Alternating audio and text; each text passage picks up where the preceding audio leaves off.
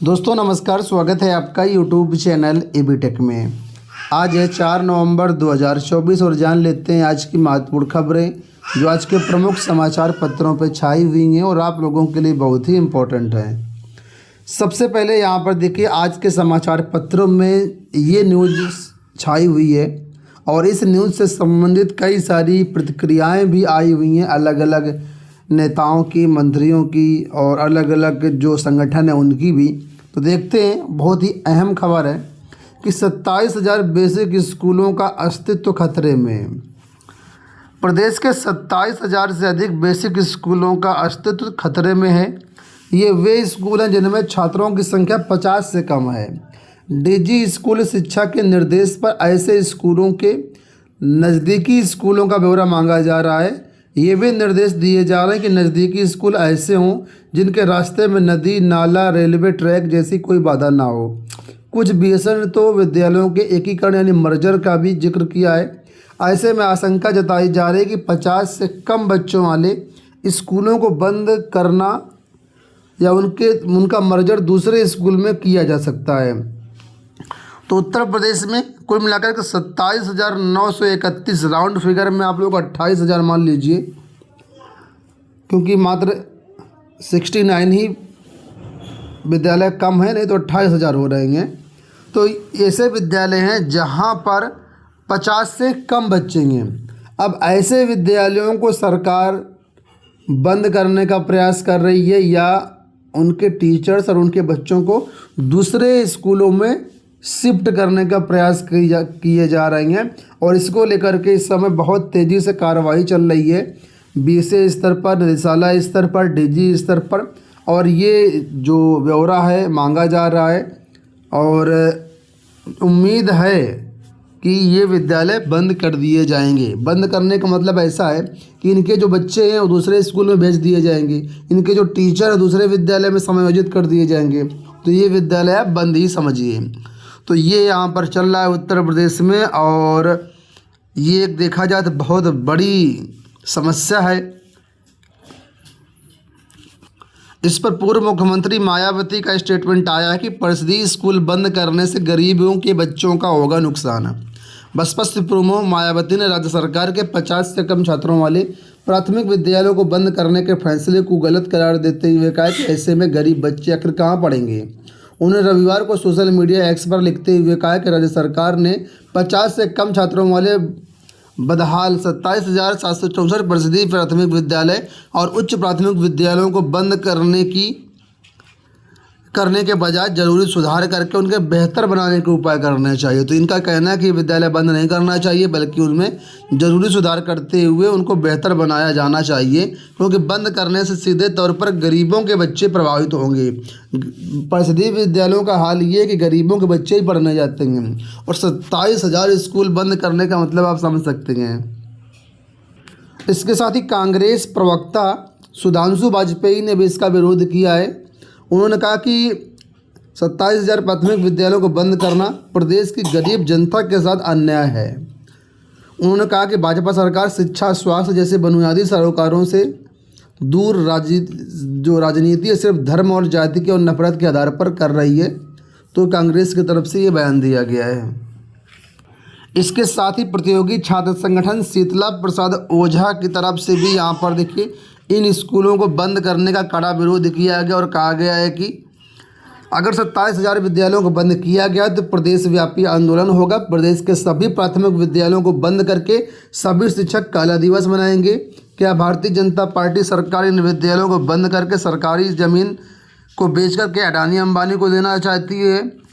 जब प्रदेश और देश में विद्यालय ही नहीं रहेंगे, बच्चे शिक्षा से वंचित हो जाएंगे, छोटे बच्चों को प्राथमिक शिक्षा नहीं मिल पाएगी, तो ऐसे फिर बहुत समस्या हो जाएगी। और ऐसे में यहाँ पर आंदोलन की चेतावनी दी गई है और कहा गया है कि ये जो कानून है, जो नियम तत्काल है, उसको वापस किया जाना चाहिए। तो शीतला प्रसाद ओझा की तरफ से भी प्रेस विज्ञप्ति जारी करके इसका विरोध किया गया है। 69 शिक्षक भर्ती से जुड़ी हुई यहाँ पर अपडेट है कि इसकी सुनवाई जो सुप्रीम कोर्ट में 12 को संभव है। इसे लेकर के रविवार को आरक्षण प्रभावित अभ्यर्थियों ने जेपीयू पार्क में बैठक कर रणनीति तैयार की। इसमें निर्णय लिया गया कि सुप्रीम कोर्ट में वरिष्ठ अधिवक्ताओं के माध्यम से मजबूत पक्ष रखेगी। पिछड़ा दलित संयुक्त मोर्चा के प्रदेश अध्यक्ष सुशील कश्यप ने बैठक में कहा कि पिछले 4 साल से आरक्षण प्रभावित अभ्यर्थियों के लिए सभी त्यौहार फीके जा रहे हैं। वे आर्थिक तंगी की वजह से कोई त्यौहार नहीं मना पा रहे हैं।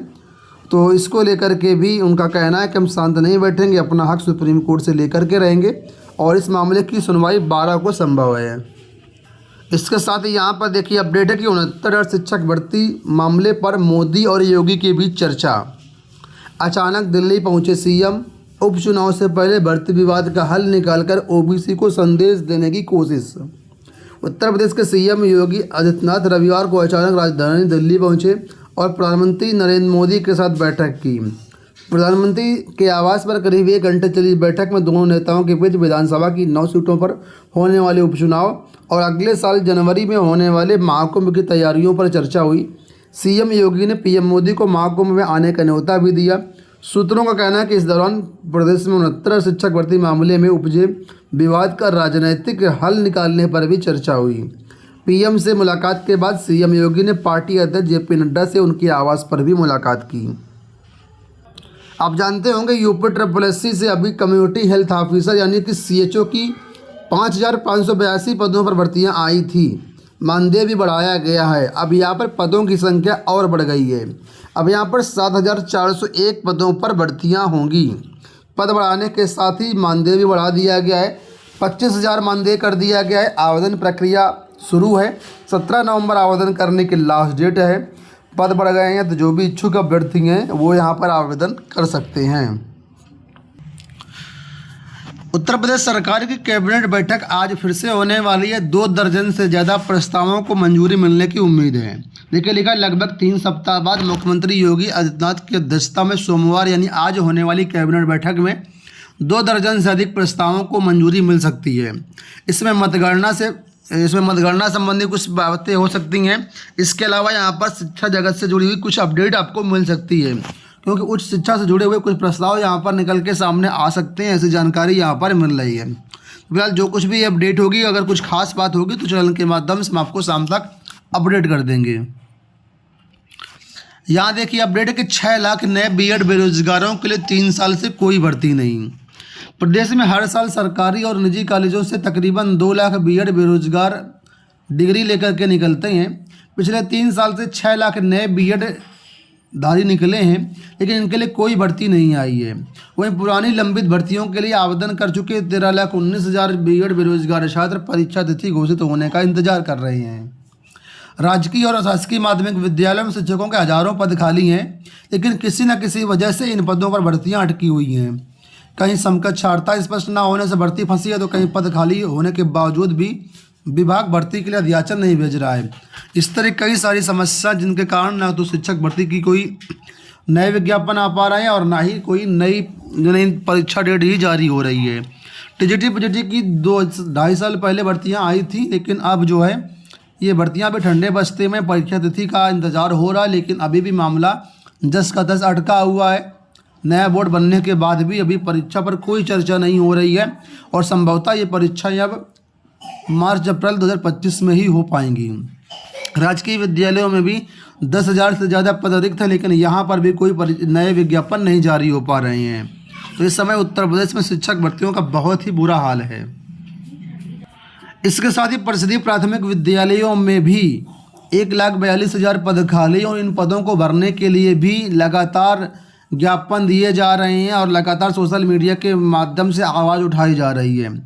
डीलर मोर्चा के प्रदेश अध्यक्ष रजत सिंह ने कहा कि सीएम योगी आदित्यनाथ को भेजे पत्र में मांग की गई है कि प्रदेश में प्राथमिक स्तर पर 1,42,000 टीचर्स के जो पद खाली हैं उनको तत्काल भरा जाना चाहिए। तो हर जगह शिक्षकों के पद खाली हैं। फिलहाल दोस्तों ये हो गई आज की सारी सूचनाएं। इस वीडियो में इतना ही। धन्यवाद।